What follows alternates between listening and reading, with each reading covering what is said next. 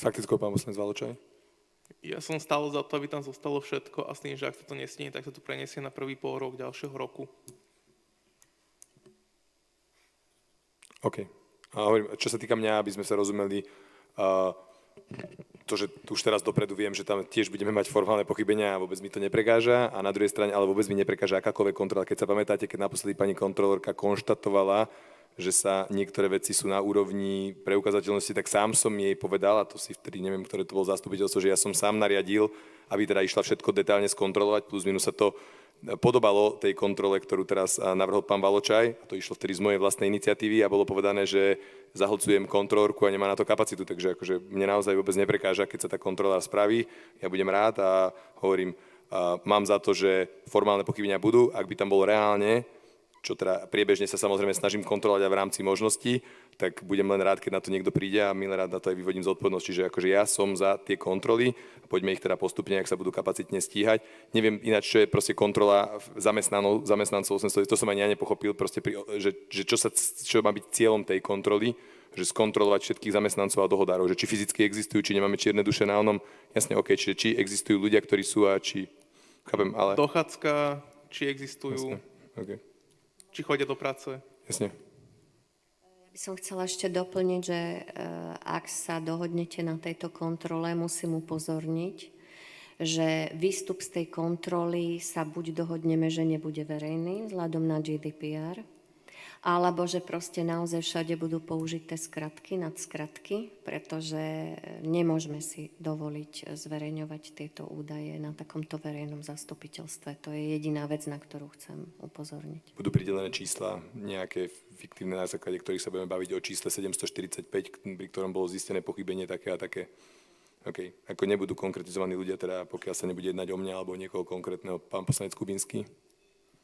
Ďakujem za slovo. Ja by som chcel iba na vás, pán starosta, reagovať, že ak som správne pochopil diskusiu, tak skorej tá diskusia bola o tom, že nie, či sa nájdu alebo nedajdu nejaké nedostatky, ale o tom, či to je v možnostiach a schopnostiach pani kontrolórky a kolektívu vykonať takéto rozsiahle veci. Hej. Proste nie je o tom, že či sa niečo nájde, nenájde, ale či to je vôbec reálne, aby sa to v danom období stihlo.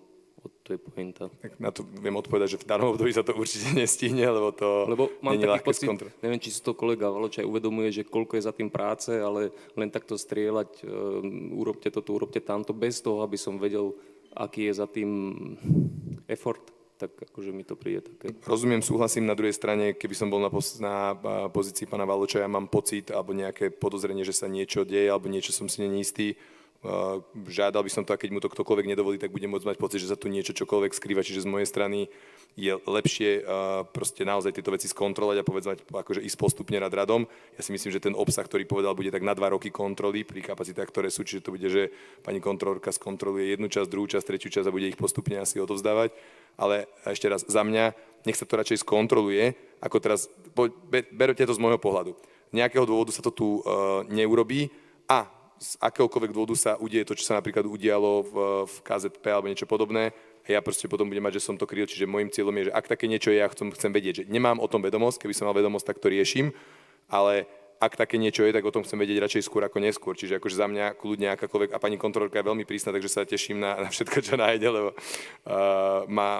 ide v celku do detailov, ale na druhej strane hovorím, ja som obdobnú vec, keď bola nejaká kontrolná správa, s ktorou som nebol spokojný a teda boli tam, že mohlo dojsť k nejakým manipuláciou neoprávnenou z majetku, tak som povedal rovno, urobte kontrolu, ak tam také je, ja si myslím, že nie je, ale ak také je, poďme sa na to pozrieť. Čiže za mňa, z môjho pohľadu, nemám čo skrývať, je to kontrola podľa mňa na 2 roky, ale kľudne nech sa spraví, lebo čokoľvek, na čo sa príde, radšej to čím skôr nájdime, vytipujme, urobme, len potom naozaj nebudú ostatné kontroly. Že podľa mňa, že tento obsah kontrol podľa mojej skúsenosti je takže na 2 roky, ale som s tým úplne OK a naozaj, že radšej to teraz kontrolujme, ako o 2 roky sa niekde niečo vypláva na povrch a bude to vyzerať, že sme o tom vedeli a nebyť pána a keby sme boli posluchli a išli podľa návrhu pána Valočaja, mohli sme o rok, o 2 na to skôr prísť a nemuseli sa niektoré veci udiať. Čiže podľa mňa akože radšej pôjdem touto cestou a usporiadame ostatné veci, ako by som išiel cestou, že povedzme, že sa to nedá. Skúsme, koľko to pôjde, však budeme vidieť, v akom postupe to pôjde. Možno to zoraďme podľa toho, že čo je najdôležitejšie, čo je 1, 2, 3, 4. Poďme prvú, uvidíme, kedy to pani kontrolórka skončí, poďme druhú a tak ďalej. Hej. Čiže treba si povedať, že čo z toho je najdôležitejšie, čo z toho je najmenej dôležité